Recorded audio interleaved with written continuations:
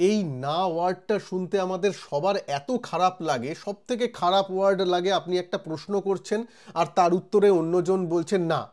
আপনি কাউকে প্রশ্ন করলেন, ভালো মনে প্রশ্ন করলেন, সে না বলছে, খুব খারাপ লাগে। কিন্তু ঠিক সেটাই হয়েছিল, একটু বলে নিই, সেটাই হয়েছিল গতকালে যখন আমি আপনাদের প্রশ্ন উত্তর নিয়ে ইউটিউব লাইভে আসি। আমাকে প্রচুরজন প্রশ্ন করেছিল যে এই সময় ইরেডা নেব কিনা, এই সময় কোচিন শিপইয়ার্ড নেওয়া যায় কিনা, এই সময় পিএসইউ স্টকগুলো নেওয়া যায় কিনা, হ্যাল নেওয়া যায় কিনা ডিফেন্স স্টকে।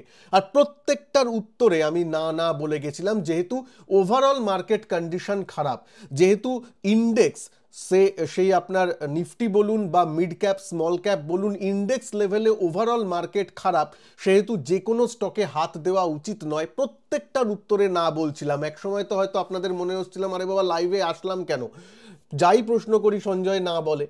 কেন বলি নিশ্চয়ই আজকে বুঝতে পারলেন।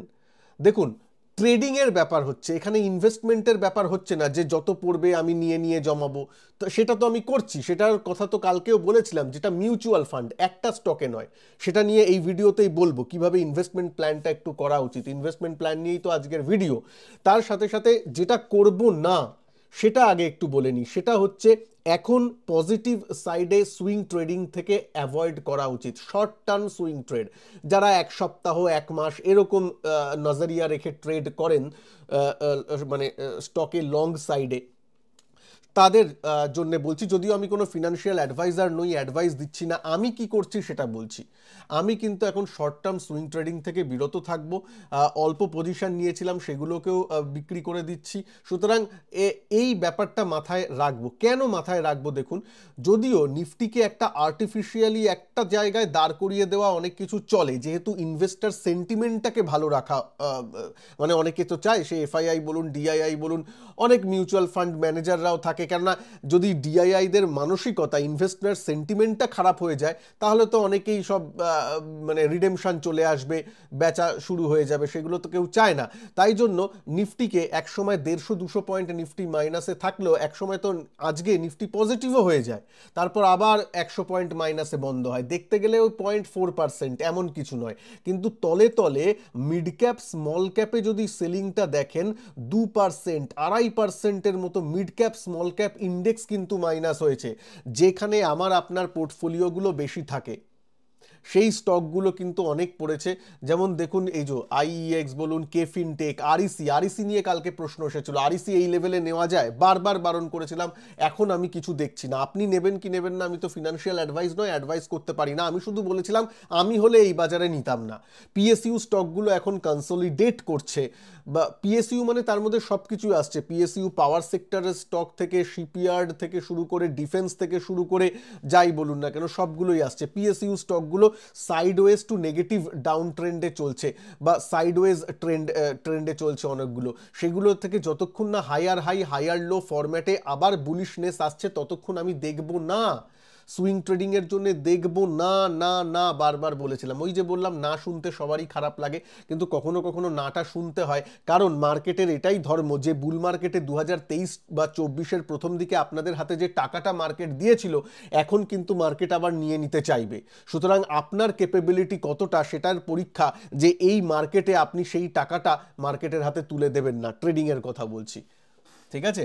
তো এইটার তাই জন্যই নানা বলতাম। প্লিজ আপনাদের মতামতটা প্লিজ নিচে লিখবেন, যেখানে পোর্টফোলিওটা কেমন বা সুইং ট্রেডিং নিয়ে আপনাদের মতামতটা কি সেটা লিখবেন।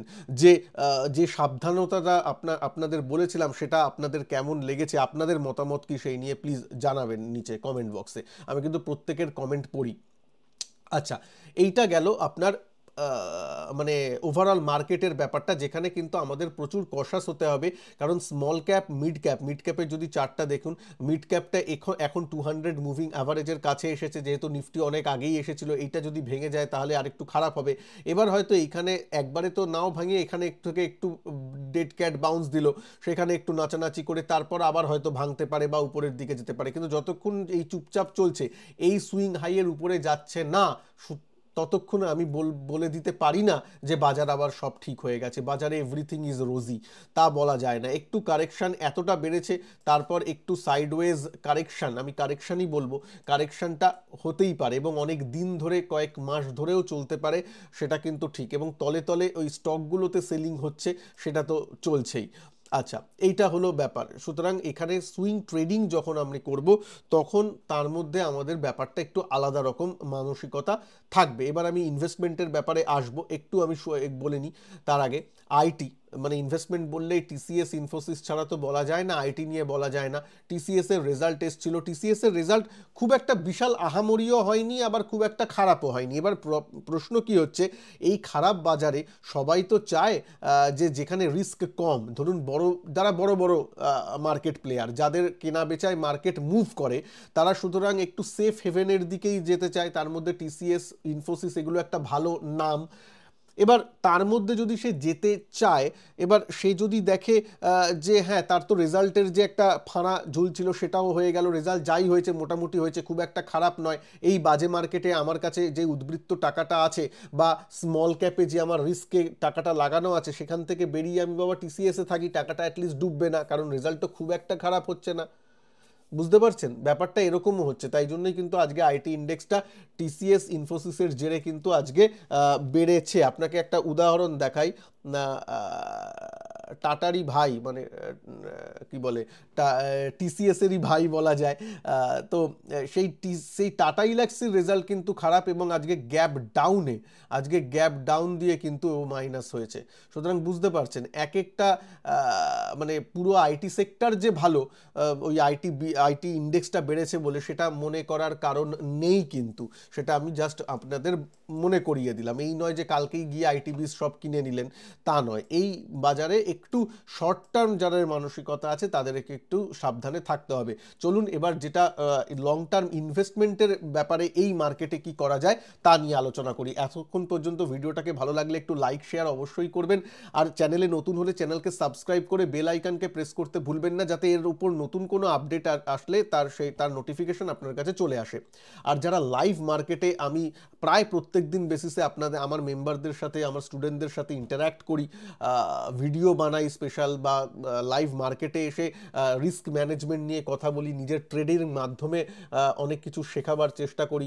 সেগুলো যদি আমার সাথে লাইভ থেকে শিখতে চান, জানতে চান, বুঝতে চান, মানে জাস্ট মানে পড়াশোনার কাজটা যদি করতে চান শেয়ার মার্কেটে, তাহলে কিন্তু নিচে এই ভিডিওর নিচে জয়েন বাটন দেওয়া আছে, জয়েন বাটন ক্লিক করে মেম্বারশিপ নিয়ে নিতে পারেন। এবার আসি ইনভেস্টমেন্টের দিকে। দেখুন, আমি বলবো, মন দিয়ে শুনবেন, এখন ইনভেস্টমেন্টের জন্য কি আদর্শ সময়? হ্যাঁ, মানে ইয়েস, শর্তাবলী প্রযোজ্য, কন্ডিশন দিয়ে একটাই আমি লিখলাম নো। এটার মানে কি একটু বোঝাই। ইয়েস নো দুটো কেন? এখন ইনভেস্টমেন্টের জন্য আদর্শ সময়, উত্তর হলো শুরু করার জন্য আদর্শ সময় হ্যাঁ, কিন্তু ইন্ডিভিজুয়াল স্টকে নয়। আমার মতে, এটা আমার একদম ব্যক্তিগত ধারণা, ইন্ডিভিজুয়াল স্টকে নয়, মানে একটা দুটো স্টক চুজ করে সেখানে ইনভেস্ট না, তা একদমই নয়। কারণ সেই স্টকটা নেমেছে, কতদিন নিচে পড়ে থাকবে, মার্কেট হয়তো এবার উপরে উঠে গেল, কিন্তু সেই স্টকটা নিচেই পড়ে থাকবে কিনা সেটা আমরা জানি না, এবং ডিসাইড করাটা খুব কঠিন। তার থেকে ভালো মিউচুয়াল ফান্ডে থাকা, মিউচুয়াল ইনভেস্ট করার সময় হ্যাঁ, এবং ইনভেস্ট কোথায় করব, অ্যাটলিস্ট ইন্ডেক্স মিউচুয়াল ফান্ডে করি, তাতেও কাজটা হয়ে যাবে। ইন্ডেক্স মিউচুয়ালের ফান্ডের মধ্যে অনেক মিউচুয়াল ফান্ড আছে, আপনার রিস্ক বুঝে, আপনার নজরিয়া কেমন সেই বুঝে ডিসিশনগুলো নেবেন। আমি খুব সম্প্রতি একটা ভিডিও আনবো যেখানে ইন্ডেক্স মিউচুয়াল ফান্ড নিয়ে ডিটেলসে আলোচনা থাকবে এবং আমার টপিকস সেখানে থাকবে। আমি আশা করব এই সপ্তাহের মধ্যেই সেটা রিলিজ করার। তাও আমি বলে দিই, কিছু মোমেন্টাম ডাইভার্সিফাইড ফান্ড আছে, ইন্ডেক্স ফান্ড, সেগুলো দেখতে পারেন। Mid cap, small cap index fund আছে, এই যে পড়েছে সেইখানে অল্প অল্প করে ইনভেস্ট শুরু করা যেতে পারে। বা পাতি যদি মনে হয় আমি নিফটি ইন্ডেক্স ফান্ড আছে সেটাকেও করা যায়, একটা নিফটি ইন্ডেক্স থাকলো, একটা মিড ক্যাপ ইন্ডেক্স থাকলো, আর একটা মোমেন্টাম ইন্ডেক্স থাকলো, এই তিনটে নিলেই তো একটা ডাইভার্সিফাইড পোর্টফোলিও তৈরি হয়ে গেল। এরকমভাবেও ব্যাপারটা করা যায়। তাই জন্য ইনভেস্ট করা যায়। 200 মুভিং অ্যাভারেজে তিনটে মেন ইন্ডেক্সই আছে, small cap index, mid cap index and Nifty. 200 moving অ্যাভারেজে আছে। এই সময় আমার যা ইনভেস্ট যোগ্য ক্যাপিটাল তার 30% আমি কমিট করতেই পারি। আর বাদ বাকিটা একটু হাতে রেখে দেবো, নিচে এলে আবার আমি ইনভেস্ট করব। যেটা আমি ডিটেলসে বুঝিয়েছিলাম গতকালের এই লাইভে, আমার চ্যানেলটা ভিজিট করে এই লাইভ ট্যাবে এসে এই ভিডিওটা কালকে যেখানে আপনার লাইভ মার্কেটে মানে লাইভ এসে আপনাদের সামনে বুঝিয়েছিলাম, সেই ভিডিওটা প্লিজ একটু দেখে নেবেন। আমি তার লিঙ্ক এই ভিডিওর এন্ড স্ক্রিনে দিয়ে দেবো শেষের দিকে। আচ্ছা, সুতরাং বোঝা গেল ইন্ডিভিজুয়াল স্টকটা অ্যাভয়েড করতে বলছি কেন, এবার একটু বলি। দেখুন, আমি একটা সত্যি কথার উদাহরণ দিয়ে বলছি। ইন্ডিভিজুয়াল স্টক আমরা যখন চুজ করি, আমাদের মানসিকতা রিটেলারদের এমনই চলে আসে যে যে স্টকগুলো এই রিসেন্ট হিস্ট্রিতে বেড়েছে আমাদের মনে সেগুলোই থাকে। যখনই আমি ইনভেস্টমেন্টের কথা ভাবি আমাদের মনে কি আসে? ইরেডা, আইআরএফসি বা রেলটেল বা আরইসি, এই জিনিসগুলো চলে আসে। কোচিন শিপইয়ার্ড, হ্যাল, এগুলো চলে আসে, হ্যাঁ কি না? কেন চলে আসে? যেহেতু এগুলো গত 1-2-3 বছরে কয়েকটা তো 5 গুণ হয়ে গেছে, কয়েকটা 10 গুণ হয়ে গেছে। তাই জন্য উপর থেকে যখন সেগুলো 40%-এর মতো পড়েছে, আমাদের মন ওই দিকেই যায় যে ওগুলোকে নিই, আবার হয়তো সেগুলো 4-5 গুণ রিটার্ন দিতে পারে, তাই তো? কিন্তু দেখবেন অনেক সময়, বেশিরভাগ ক্ষেত্রে এটা হওয়ার চান্স থাকে যে যে স্টকগুলো 5-6 গুণ দিয়ে দেয়, তারপর তারা হয়তো 4-5 বছর ধরে সাইডওয়েজ হয়ে আছে। হতে পারে দীপক নাইট্রাইট দেখুন 10 গুণ হয়ে গেছিল, তারপর 2-3 বছর ধরে সাইডওয়েজ হয়ে আছে। এশিয়ান পেন্টস 2-3 বছর ধরে সাইডওয়েজ হয়ে আছে। তা কত বছর সাইডওয়েজ হতে থাকবে বা কত মাস সাইডওয়েজ হয়ে থাকবে, প্রাইস কারেকশন হবে, টাইম কারেকশন হবে, সেটা আমি আপনি কেউ বলতে পারে না। তাই জন্য সেফ সাইডে একটু থাকার জন্য রিটেলারদের বলবো, আপনারা তো 2023 বা 2024-এর প্রথম দিকে পয়সা তো রোজগার করেছেন, মার্কেটের আশীর্বাদে মার্কেট ভালোই বুল মার্কেট ছিল, মানে চোখ বুঝে অনেক পয়সা মোটামুটি রোজগার করা গেছে রিটেলারদের। তাহলে সেই আর বেশি রিস্ক কেন নেবেন? মিউচুয়াল ফান্ডের মাধ্যমে ইনভেস্ট করুন, ইন্ডেক্সে থাকুন। যাই হোক, আজ থেকে 5 বছর রাখলে নিশ্চয়ই ইন্ডেক্স উপরের দিকে যাওয়ার সম্ভাবনাটাই বা প্রবাবিলিটিটা অনেক বেশি রাদার দ্যান ইন্ডিভিজুয়াল স্টকস।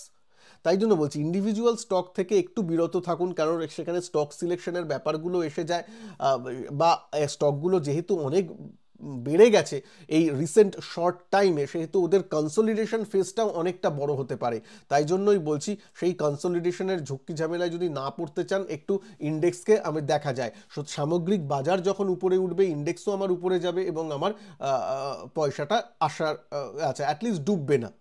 নিফটিতে পয়সা লাগিয়ে অ্যাটলিস্ট পয়সা ডুববে না লং টার্মে, এইটুকুনি আমাদের মনে থাকে। স্মল ক্যাপ, মিড ক্যাপ, যদি ডাইভার্সিফাইড ইন্ডেক্সে আমি পয়সাটা লাগাই, লং টার্মে পয়সাটা ডুববে না, ইন্ডিয়ার গ্রোথ স্টোরিতে বিলিভ থাকলে, এটা অ্যাটলিস্ট হয়। সুতরাং প্লিজ এই কথাটা মাথায় রেখে কাজটা করবেন। বা আমি কি করব সেটা আপনাকে জানালাম। আমি তো ফিনান্সিয়াল অ্যাডভাইজার নই, আপনাদের অ্যাডভাইস দিচ্ছি না। আমি এরকমভাবেই নিজেকে প্ল্যান করছি, সেটা আপনাকে জানালাম। আশা করি ভালো লাগলো। প্লিজ আপনাদের কমেন্ট আমি আশা করব, এই মার্কেটে ইনভেস্টমেন্ট বা আপনার ট্রেডিং নিয়ে কি ভাবছেন, আমার সাথে আমার যে মতামত তার সাথে একমত কিনা সেগুলোও একটু জানাবেন, আমার ভালো লাগবে। ভালো থাকবেন সবাই, নমস্কার, জয় হিন্দ, বন্দে মাতরম।